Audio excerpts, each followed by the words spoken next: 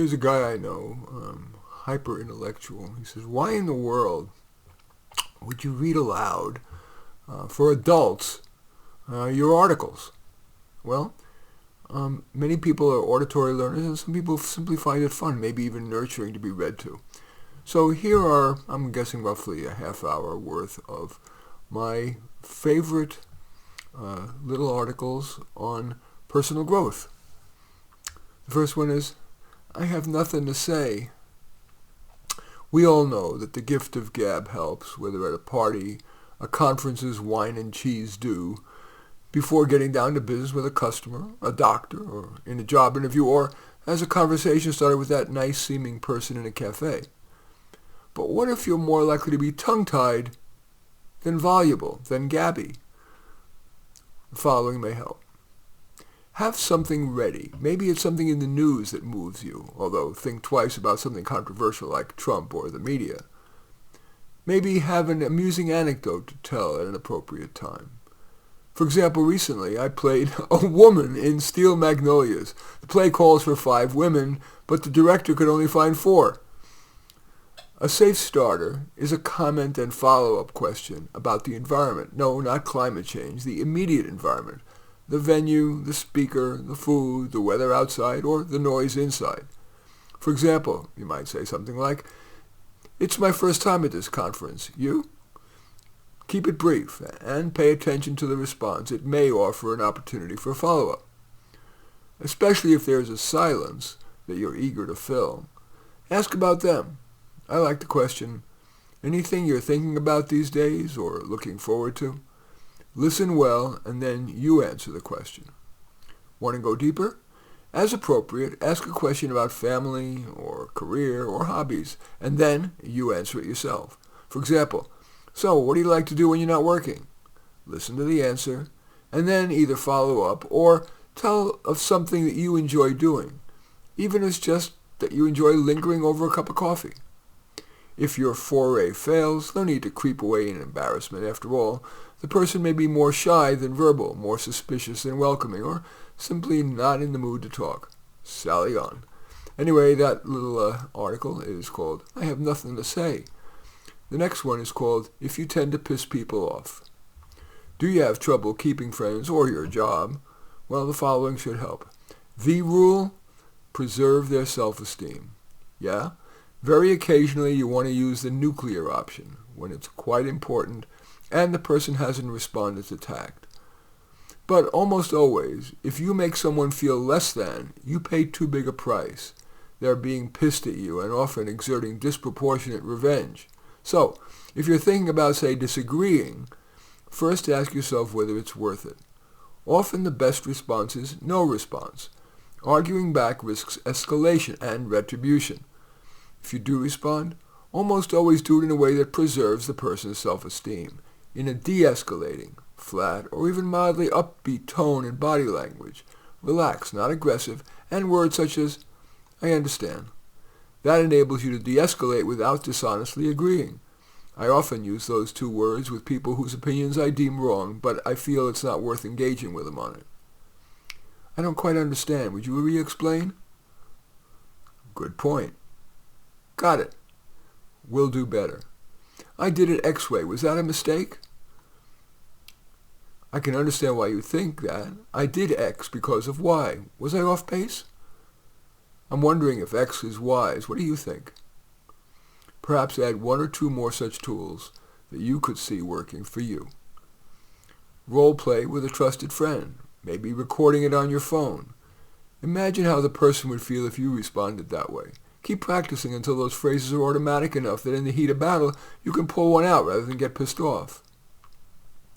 Do not catastrophize. Especially if you've had therapy, you can attribute the person's motives to, for example, being like what your parent did to you decades ago. No, that escalates, almost always to your disadvantage. Chances are, as Freud said, sometimes a cigar is just a cigar. Just respond assuming no nefarious motive. Stay on task.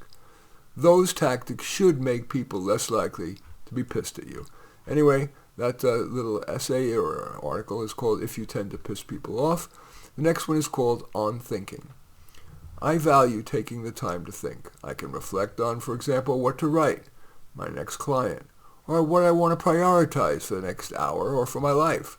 So when I have an extra couple of minutes, I'll sit and think at my computer or walk to my recliner, occasionally light a candle and keep on my lap a clipboard that actually has a cosmos on it to kind of remind me to think cosmically, what might do the most good for my sphere of influence.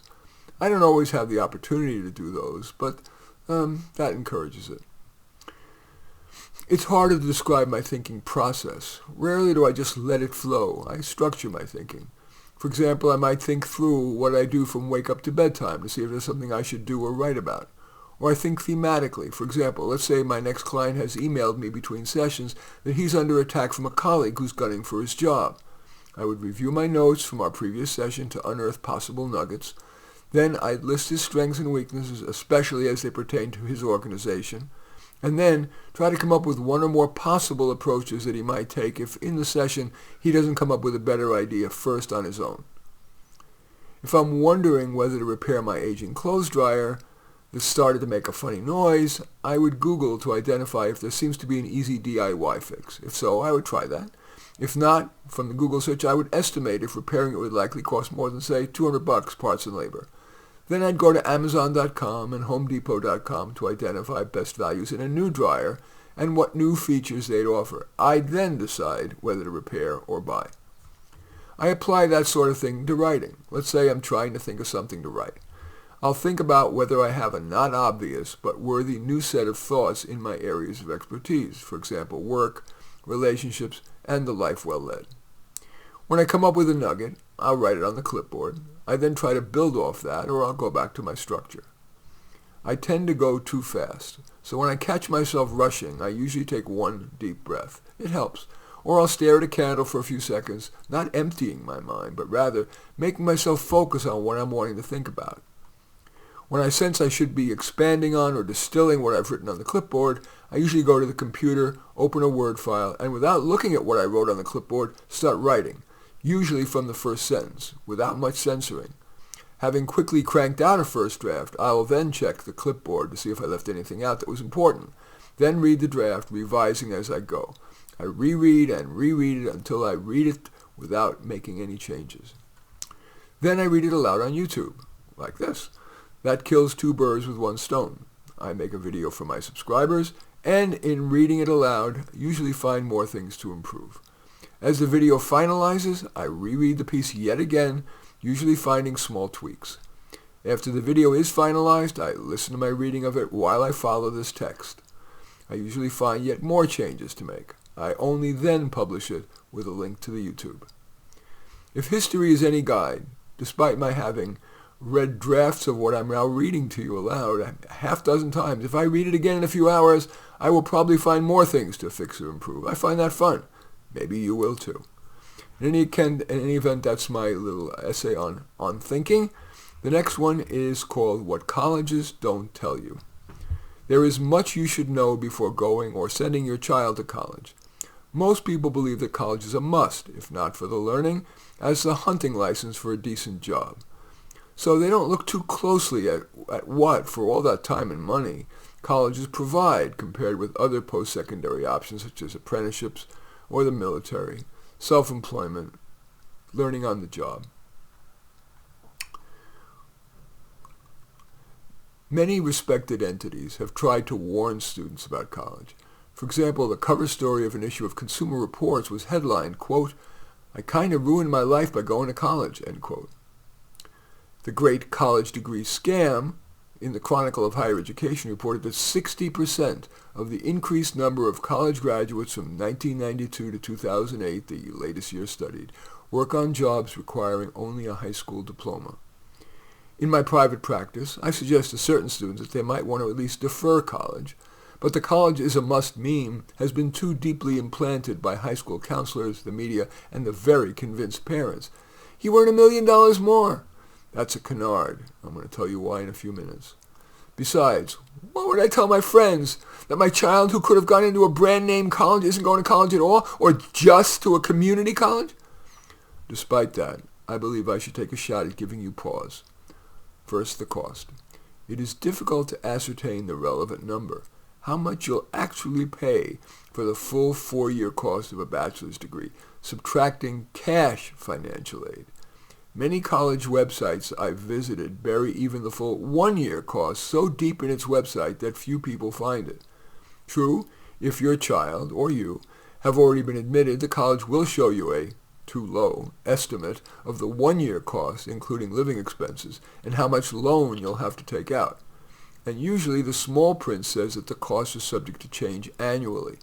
Of course, there's the above inflation rate increase in the sticker price, but less obvious, the discount, of course, colleges prefer the less tawdry-sounding word scholarship, is usually renewed only if the student meets certain conditions, for example, a high grade point average, and maybe not even then. I call that the drug dealer scam. The college offers you the first dose, that's the first year of college, cheap, to get you hooked, and when you are, that is, you've spent the first year at the college, the price for subsequent doses goes up and up. That's especially true after the 4th year, when the college implies it's your fault for not having graduated, even though at most colleges a large percentage of students don't.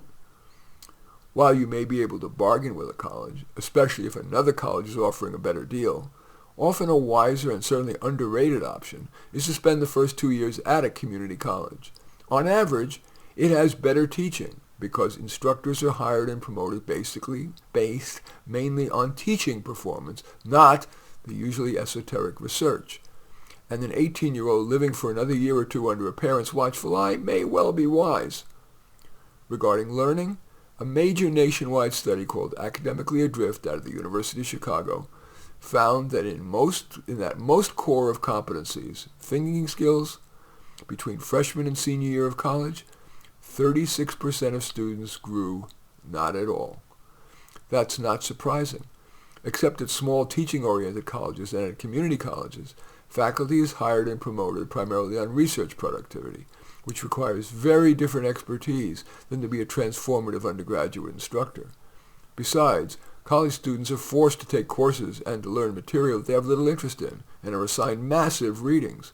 No wonder so many college students don't show up at class, or use Cliff Notes, or submit papers bought on the internet or created by ChatGPT and pay ringers to take exams for them. Remember, most of the most widely taken university courses are taught in an auditorium, so the professor may not even know whether it was you or someone else taking your exam. It is obscene how much colleges charge for adding little useful learning to its students. Turning to bias. Colleges are supposed to expose students to the marketplace of ideas, the full range of responsibly held thought. Alas, in recent years, there's been heavy censorship of ideas that dare veer right of center. Many studies have demonstrated faculty's leftist bias.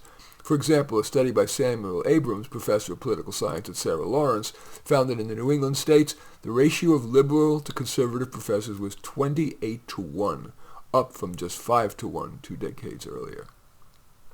In recent years, the bias has extended even to outside speakers brought to campus. The occasional right-of-center speaker often gets disinvited when students get wind of it, or if allowed to show up, not allowed to speak. For example, gay Republican Milo Yiannopoulos was not allowed to speak, ironically, at UC Berkeley, where the free speech movement began. Instead, his supporters were beaten up. Eminent libertarian scholar Charles Murray and renowned men's advocate Warren Farrell were shouted down or disinvited. Students at Stanford Law School shouted down U.S. Circuit Court of Appeals Judge Kyle Duncan. Even the Prime Minister of Israel, Bibi Netanyahu, who flew all the way from Jerusalem to Berkeley, was shouted down and not allowed to speak. Such truths won't be found on the college's websites, brochures, or guided tours. To think, sacrificing a student's and family's financial future for such an education. Substance abuse. Away from parental supervision, and instead being placed en masse in minimally supervised residence halls, creates fertile ground for substance abuse. For example, even though college students are generally brighter and better adjusted than non-college peers, the National Institute on Drug Abuse finds that a higher percentage of college students binge drink and get drunk. And they didn't even look at marijuana. Graduation rate. Here's another nifty fact that colleges aren't eager to disclose to you.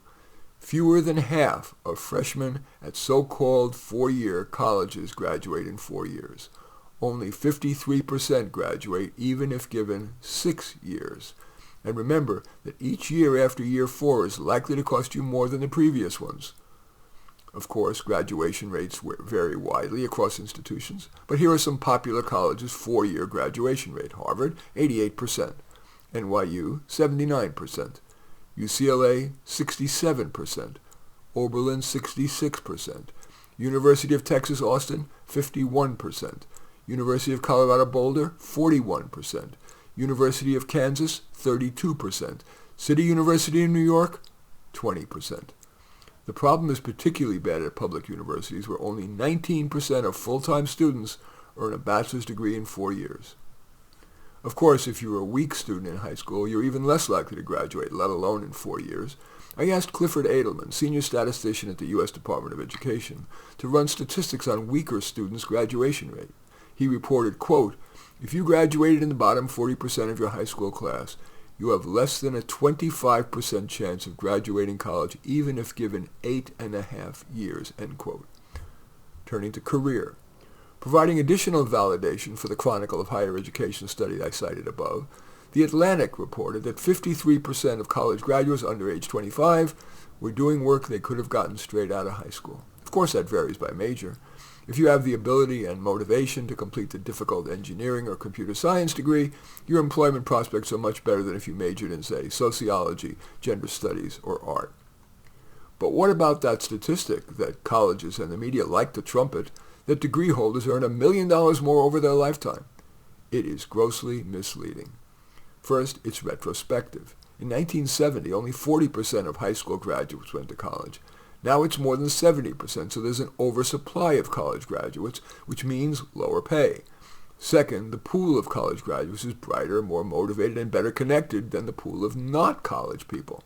You could have locked the college students in a closet for 4 years and they would have earned more money. Ignore that terribly deceptive statistic about earning $1 million more. Fundraising. In quite the example of chutzpah, after extracting so much money and so much time for so little benefit, colleges go after more of your money throughout your lifetime. Colleges start the, quote, friend-raising process early and keep a database on every student and alum.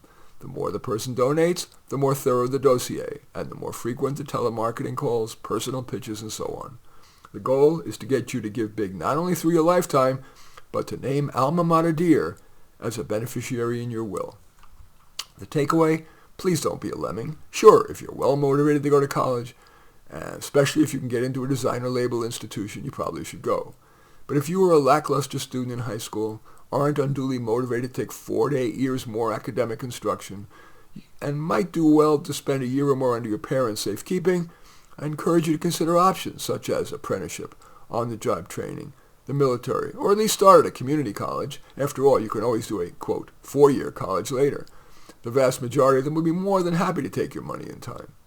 Okay, so that's my essay that I call What Colleges Don't Tell You. The next one is advice for bored or overwhelmed college and graduate students. Many college and graduate students find classes and the work boring, too hard, too voluminous, or irrelevant to their lives. Yet they're willing to put up with it so they can get that diploma, especially if it's emblazoned with a designer label. But it's not easy delaying gratification for years. One or more of the following might help.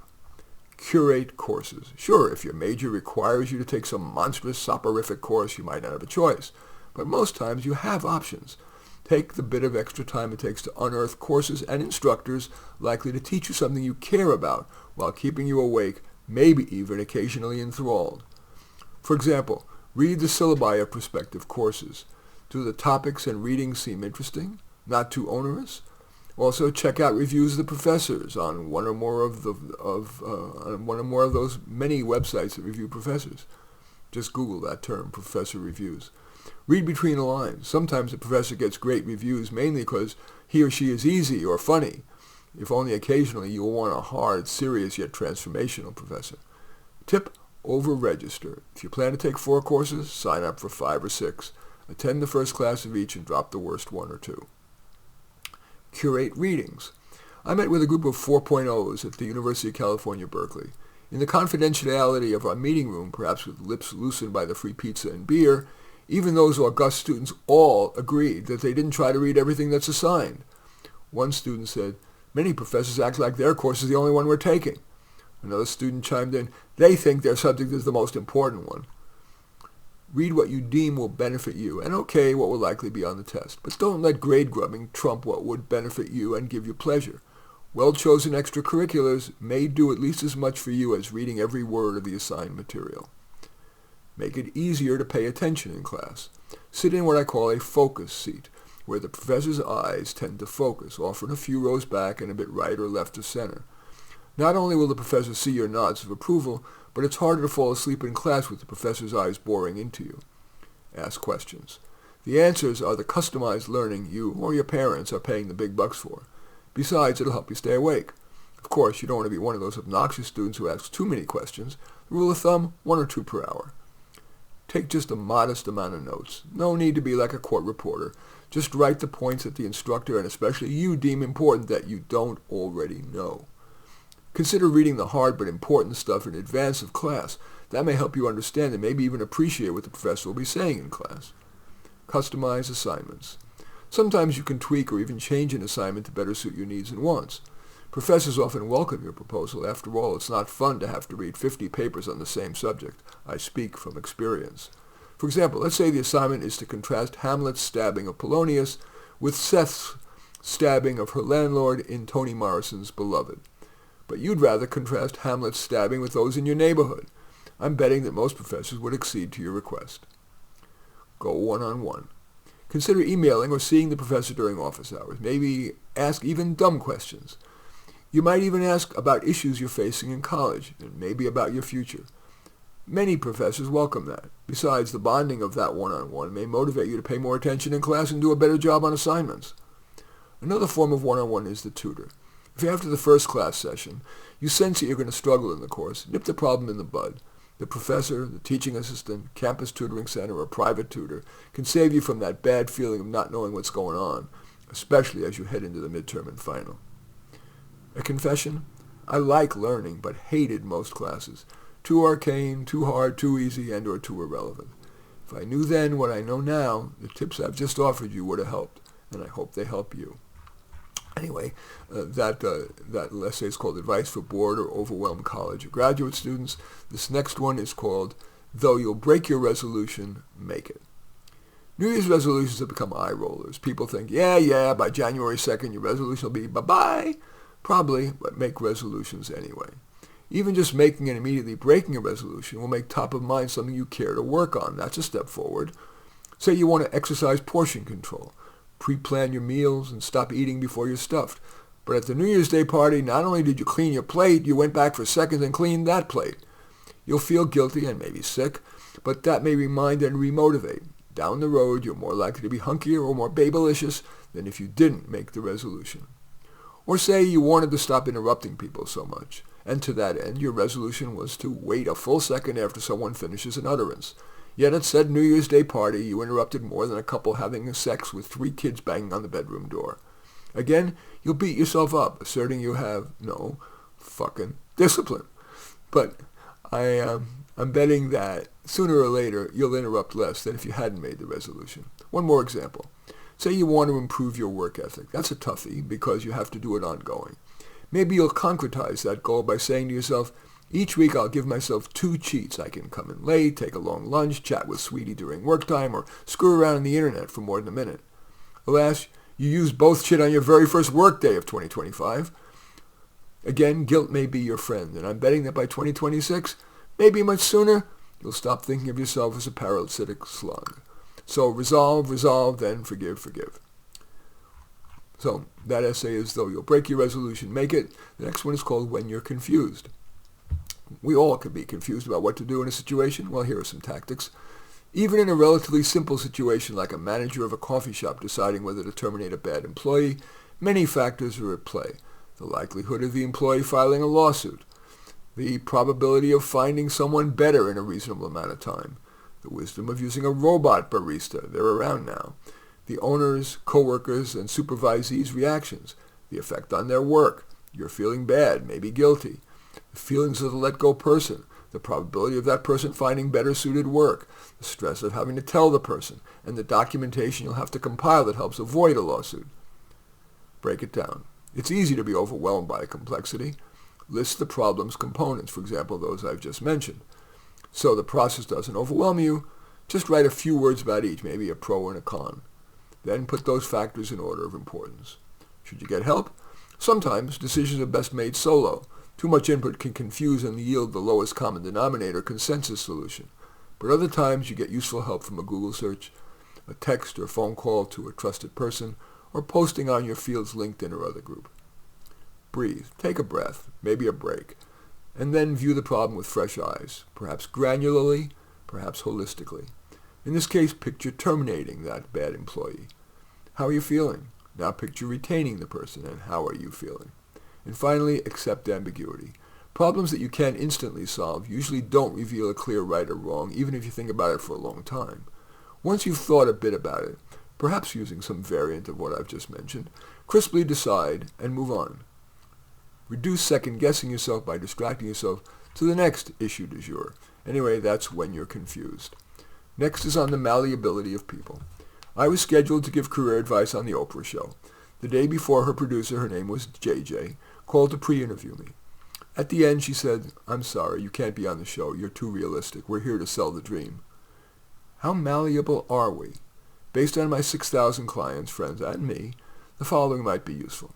In the abstract, we readily acknowledge that with all living things, our genes are prerequisite to environment's effects. You could tune up a VW Bug perfectly and it still wouldn't beat a Porsche. Every mom knows that her baby has enduring predispositions, discernible maybe even in utero. And studies of identical twins raised apart vividly demonstrate the potency of genes. But when it comes to ourselves, especially if we listen to gurus, we may think we're infinitely malleable. Dream it and you can do it.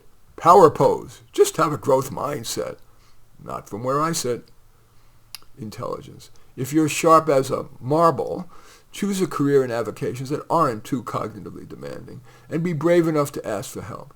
Pick things you learn quickly, perhaps build it, fix it, artistic, whatever. Practice those. Choose your intellectual peers as romantic partners and platonic friends. Talent. Some people are, with minimal practice, naturally good, for example in math or music or art. I can't draw better than stick figures, but with very little practice I play the piano quite well by ear. Play to your strengths, skirt your weaknesses. What's something that comes easily to you and you enjoy? That also applies to your child. If he or she is lame at music and sports but good at and enjoys being social, encourage that. He or she will not only find it fun, but social skills are crucial in life. Energy. The phlegmatic rarely become energetic. Choose a career where being laid back is a plus, perhaps repairer, customer service, or salesperson of a tough-to-explain product or service. The energetic might choose a career in which fast pace is a plus, for example, bomb dismantler, production carpenter or artist, cruise ship activities director, or writer for a daily publication. Emotion. Despite breathing exercises and meditation, the quick to anger are unlikely to become calm people. Should you channel your angry personality into something constructive, like activist or shock jock? Certainly, to preserve relationships and your health, avoid situations and people likely to trigger you. Are you sad by nature?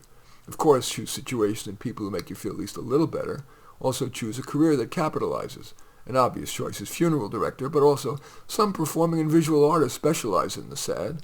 I think of singers Lena Zavaroni, who sang Going Nowhere, and Karen Carpenter, who sang, for example, Rainy Days and Mondays Always Get Me Down. Painters like Edvard Munch, who did The Scream, and Edward Hopper's Nighthawks. And philosophers such as Arthur Schopenhauer, who wrote, for example, Let's Pretend Life is Worth Living. Body types. Wide bodies tend to remain wide, with diet's effectiveness usually fading. Many people find it wise to accept their basic body type and make just minor sustainable changes. For example, plan what you want to eat at your next meal. Stay conscious to stop eating before being stuffed. At a restaurant, eat one piece of bread instead of two. Order a lower calorie but still tasty entree, and leave enough for a snack tomorrow. I feel a little guilty about being so realistic here, but just maybe hard truth is better than easy BS. So that little essay is called On the Malleability of People. Next is Protecting Yourself Against Hype. This is actually a summary of a book called The Hype Handbook. The Hype Handbook. It's got really good reviews, 4.8 stars across 108 Amazon reviews. It offers key warnings to help us be less vulnerable to hype and out-and-out fraud. The complete answer is right here. We all have complicated lives and crave simplification, so hypesters promise that if we just follow their prescription, life will be so much better. Perhaps become part of an in-group, even be heroic. Hypesters increase word of mouth by using memorable slogans. We, not me. Make America great again. Turn on, tune in, drop out. Political spinmeisters go even shorter. For example, Obama's change and forward and Harris's joy. They may use rhyme. If it fits, you must acquit was key to getting O.J. Simpson off. I have a dream, repeated again and again, was key to King's speech's memorability. Self-help gurus make it seem oh so easy. Just follow these simple steps and you too can have a wonderful life. For example, a 4-hour work week. The Secret.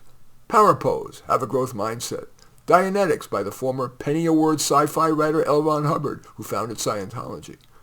They claim that the secrets are all revealed in their book, with additional help in the upsell, the workshop, the retreat, or ultimately, join my team of evangelists, which is key to a cult's success. As a career counselor, I was particularly taken by the Hype Handbook's description of Catherine Briggs and her daughter Isabel Myers, creators of the Myers-Briggs Type Indicator, the Myers-Briggs, which is widely used both by career counselors and employers. Quote, despite, like L. Ron Hubbard, having no academic training in psychology, sociology, or science of any kind, to create the assessment, Briggs read a bunch of biographies of famous people. From this, she grouped every single person on earth into 16 categories and called it law. Echoing the sentiments of countless mainstream psychologists, University of Pennsylvania's Adam Grant writes, there is no evidence behind the MBTI. The characteristics measured have almost no predictive power. Even so, 2 million people per year take the test, and many of the world's largest companies, including the $10 billion plus consulting giant McKinsey, continue to administer and pay for it. End quote. Hitch your pitch to a star. Another way to simplify decision-making is to trust a celebrity. For example, if a celebrity doctor like CNN's Sanjay Gupta is upbeat about marijuana, we may think it's probably fine. Hucksters know that they gain credibility by citing statistics, even if dubious. Few in the public will look deeply. We may succumb even to entertainers. We take their advice on matters far from the expertise, from diet fads to public policy. Create a boogeyman. Gurus, political, spiritual, whatever, can lure us by creating a boogeyman. For example, a politician, a country, capitalism, the, quote, wrong religion. Hatred gins up our emotions, so we're motivated to vote for them or buy what they're selling. Persuasion is theater. When Apple releases a new product or a political candidate is introduced at a rally, to excite the crowd, the room is festooned and the music pounds. The Rolling Stones were a failing band. The turning point was when their manager urged them to pretend to be bad boys, quote, rude, surly, and by extension dangerous whenever they interacted with the public, end quote. As in theater, costumes add credibility. Bertolt Brecht, author of socialist plays, came from wealth, but, quote, constructed a persona that screamed laborer. He wore his signature garb all the time. In doing so, he became synonymous with the working man's playwright, end quote. Media manipulation. Abbie Hoffman, co-founder of the Yippies, jumped on stage during the Who's set at Woodstock, and its guitarist, quote, kicked him in the ass. Such acts garnered massive press. Hoffman said, you don't like the news? Why not go out and make your own? Pussy Riot, quote, donned trademark neon bright face masks, plugged in amps, and ripped into a cacophonous blast of sound and aggression. Pussy Riot created news, end quote. Another quote from another example. It was 2 a.m. and recent college dropout Ryan Holiday defaced a billboard saying that film actor Tucker Max was a disgusting woman-hating pig. Holiday took a picture of it and sent email to news and gossip blogs. He wrote, quote, I saw that billboard on my way home last night. Outrage skyrocketed and woke college students called for massive boycotts of Max's films. Ticket sales soared. The catch? The billboard was bought and paid for by Holiday and his client, Tucker Max, end quote. Capitalize on people's pain. Tim Ferriss, aware that millions of white-collar professionals work long hours unhappily, wrote The 4-Hour Workweek. Only a small percentage of readers ended up working just 4 hours a week. Quote, yet that doesn't stop them from coming for more. Whatever the tactics, speak about the new reality with total confidence. Give people a steady anchor in an out of control world, and they will be yours." End quote. Wrap change in the familiar. It's been said that only babies like change. To get us to change, the prescription has to at least seem to require little or no change. To that end, Martin Luther King wrapped his message of intense change in the language and concepts of the trusted and familiar. During the March on Washington, he referred to our, quote, "sweet land of liberty," and quoted from the Battle Hymn of the Republic. That book's chapter concludes, quote, "The best hype artists realize that the best way to get people to do what you want is to get them there in steps so small they don't even know it's happening. Small yeses lead to big successes," end quote. There is no need to be cynical, but keep your eyes open. Anyway, that's called Protecting Yourself Against Hype. I'm going to skip that. You don't need that. I think that's enough. I'm going to do one more. Don't empty your mind. Fill it. The motto of today's self-help gurus could be, just be. They intone, empty your mind, do yoga poses, meditate, be in nature, just be. They'll condone or even encourage marijuana as mind expanding, despite the now solid evidence that it damages mind and body. Emptying your mind is an Au Courant prescription for stasis and reduction of a life's value. It's axiomatic, even among said gurus, that our most valuable possession is time. Yet out of the other side of their mouths, they urge frittering it. Sure, they claim that the aforementioned nostrums make you better, but the evidence is seriously lacking. At the risk of bucking that tidal wave, consider not emptying your mind, but filling it. For example, watch and read the intelligent and intellectually diverse. Contrary to guru speak, not all wisdom resides on the left. Fine, consider life ideas in legacy media, the New York Times, the New Yorker, PBS, CBS, and the Professoriate. Some wisdom does reside on the left, but not all. So I'll check out the Wall Street Journal's opinion page, the writings of Victor Davis Hanson and George Will, and the balanced Free Press. That's thefp.com, started by Barry Weiss, a former New York Times journalist who was sickened by the Times' one-sided, quote, reporting. Befriend the intelligent and ecumenical, who recognize that wisdom resides throughout the ideological matrix. Curate. Gurus tell you to not be judgmental, but to accept all perspectives. No. Curate, evaluate, discern. That's core to the life well led and to the good society. For example, don't love or hate Trump in toto. Evaluate his core policies, for example, controlled borders, improving government efficiency, and toughness with Iran and China. To-do lists are good. Don't resist them. Embrace them. Getting stuff done is worthy, even life's quotidian tasks. Get those out of the way, and you'll have room for loftier activities. Keep learning. Ever look for opportunities to learn something that might benefit you and others? Even a quick Google search to answer a question counts, although Google search and generative AI results have a heavy liberal thumb on the scale. Do good. If you're sitting, that's a term for meditating, exercising more than an hour a day, you're not doing much good. Maximize each hour's benefits to your sphere of influence or even the world. As they say, think globally and act locally. Spend as much of your life as possible using your best abilities, natural and acquired, to positive ends. If you're entrepreneurial, start an ethical business. If you're a build-it-fix-it person, do a lot of that. If you're like me, who likes to express ideas verbally and in writing, do a lot of that. I have been career coach to some of the most successful, contributory, and contented people on earth, as well as to some strugglers. One of the differentiators is that the successful ones are far more likely to laugh at, empty your mind. Instead, they are ever filling it. In any case, those are some of my articles, essays that are from my book, How to Do Life. As usual, I welcome your thumbs up and accept your thumbs down. I always look forward to your comments and especially like it if you hit the share button below. Share on your social media so that my efforts can have broader impact. And I am flattered if you choose to subscribe to my channel, and certainly welcome you taking a look at any of my 34 books, including How to Do Life. All of them are on Amazon. In any event, I do thank you for watching. I like to end this is going to be a podcast. I like to end all my podcasts with a quote from somebody else that I believe is really more valuable now than ever in my lifetime. It's from Frank A. Clark, and it's this: we find comfort among those who agree with us, growth among those who don't.